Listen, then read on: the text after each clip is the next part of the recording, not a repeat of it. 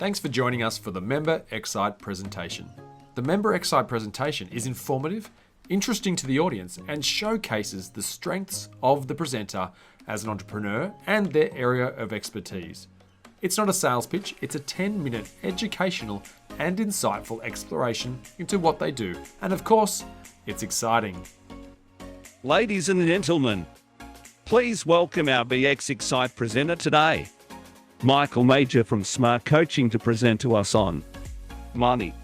How do you value your worth? Ladies and gentlemen, please put your hands together for Michael Major. We're all brands here today. Everyone is a brand. I'm a brand, you're a brand, and heaven help us, Will's a brand as well. And what I mean about brands is our reputation. Our reputation, why we're here today, is to build our reputation. We're here to get known, to be liked, and to be seen as trustworthy, and to be seen as offering something of value that helps other people. It's the same for a business. Business is no different. A business brand is about being known, liked, trusted, and seen as value, help to others. If we don't have this reputation, if a business doesn't have this reputation, it can financially suffer. How do you transact with people? How do you engage with people if you have a poor reputation? How do you talk with someone I don't trust, don't like, can't see where you're going to go? Businesses survive or thrive based on their business brand. Business brand is a primary driver for growth. If you're not trustworthy, you can't grow a business. So there are three things I'm going to talk to you about today. They are why it's financially important that you have a strong brand, what the brand isn't and what it is, and what are the four components to building a brand.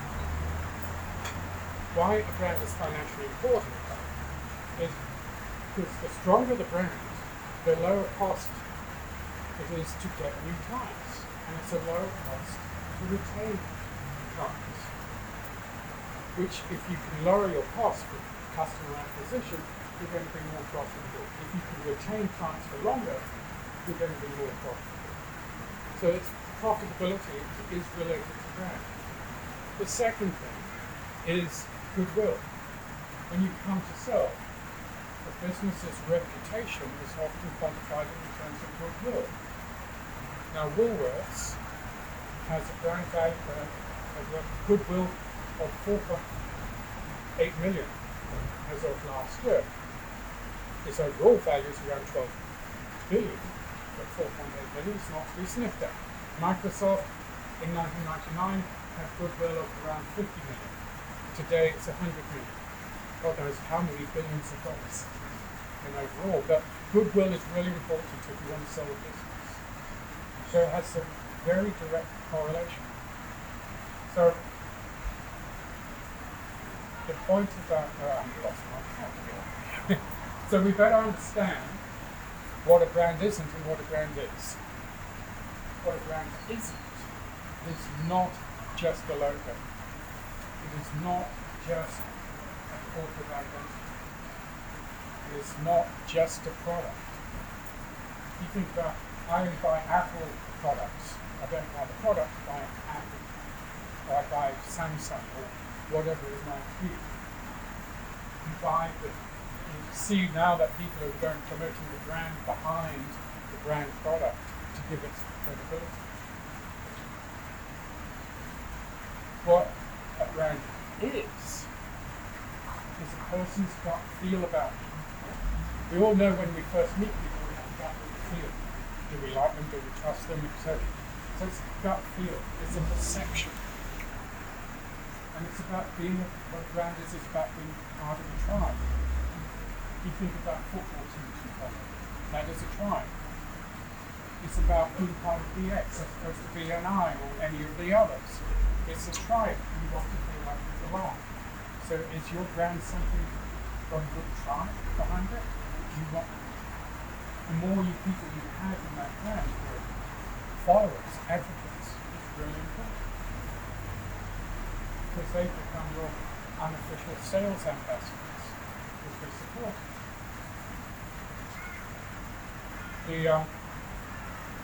And the thing about brands is it's not about what you say it is, it's about what they say it is. Which is a real bugger, really. When you think about it. It's what they say it is. And the thing about it is that brands are intangible. They're invisible. They can't be measured. And you might agree with us. The very things you can't measure often give the greatest value. And the reason why is it's about emotions. What we feel about a brand is about our emotional engagement with that brand. And emotions, you know, humans are quite fickle about their emotions. One day they like it, the next day they don't. Our emotions are changing about every 10 seconds, every 2 minutes, 10 seconds to 2 minutes. We're constantly changing our emotions the whole time. So, how do you contain that emotional engagement? How do you sustain that emotional engagement to ensure that your reputation as a person, as a brand, is of quality that people want to stay connected with?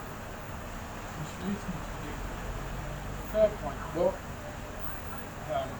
are the 4 components of a business brand? They are focus, difference, trends, and communication. Focus is about what's the passion behind the business. So you think of it from a brand perspective. There are 3 questions to answer. Who are you as a brand? What do you do from a brand perspective? And why does it matter? You know, Simon Sinek talks about the vibe, people talk about the purpose. I think it's about passion. Passion, we're like humans love passion. It's like moths to a flame. We are drawn to passion. And you can see quite often when businesses are started by a founder and then it's sold to a big corporate, they lose that passion. Body Shop is a classic example. I mean, Robert builds the brand, passionate about not testing on animals, sold to L'Oreal. L'Oreal saw it as from a corporate point of view, couldn't match that passion. And so Body Shop is slick, allowing more smaller businesses with greater passion to come to the fore. So focus is really difference. Difference is what makes you so special.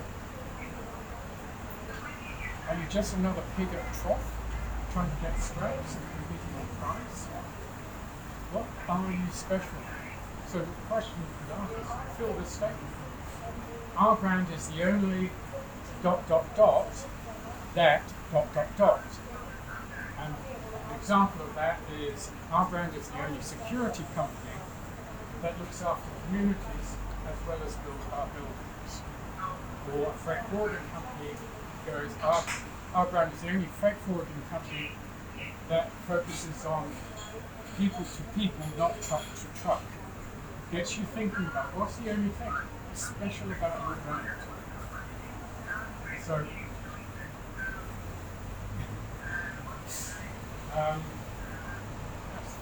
trends. It's about staying relevant, keeping on track, being sure that you know what's happening out in the market, and being prepared. Think like a surfer, be ready for the next wave. Be clear about what's happening in the market, stay abreast of things. Communication. Who's your competition from a brand perspective? What's the one true thing that you can say about the business? How do you spread the word from the brand perspective? And how do people engage with you from the brand perspective? Today, we're all about engaging with people. How do we experience each other? How do we occur to others? Are we conscious of this? Are we managing this? Sometimes, we like, know, and trust someone, but they don't like us. It's not, it's just who we are. So how we care for people, how we engage with people, how people will experience us, is how they're making judgments. The challenge for everybody is how do we manage our brands, our reputations, our business? Given that whatever you do, if you don't manage it and you do manage it, you're still going to be a brand. But if you want to show financial success for the business brand, you have to manage it. The question is, are you prepared to take that risk with your own brand, with your own business, by not managing it and just let it fate, take care of yourself? Don't take that risk. Thank you very much. Excellent. Well done, Michael. Great work. Michael, yeah, small businesses can't spend a lot of money on branding like a Woolworths or Coles or whatever spend a lot of money on branding, millions of dollars a year. How does a small business do that? How do you Building brand awareness? Yeah. Yes. Brand awareness is a really tricky one for small businesses because large corporates spend millions of dollars building brand awareness without having to sell anything because they want the top of mind. So within your own community of influence, building brand awareness is much easier. It's about meeting people. It's essentially about then communicating regularly with them. It's about keeping yourself top of mind within the community that you're in. and having a good message, I suppose? Yeah, exactly. Something that's engaging. So essentially using our 6-step referral partner process and touching base with your referral partner every fortnight where you reciprocally share a piece of content for each other that gives you that brand awareness in terms of online in particular. So that's one. I know you do a great job with that with your newsletters as well. So yeah, that's one way you can leverage that brand awareness when you don't have a budget, just through relationships as Michael said. You see what Darren is doing, offering his help around different business BX communities, is building a reputation of this. I can trust this guy. He's reliable. He's helpful. He does it because he loves doing that. I know he does several Toastmasters. He's on other volunteers for things. You go, I can trust this person. He's there. There's something bigger going on than just the work of things. There you go. Shout out for you. Thank you very much, Michael. I have a bottle of rum.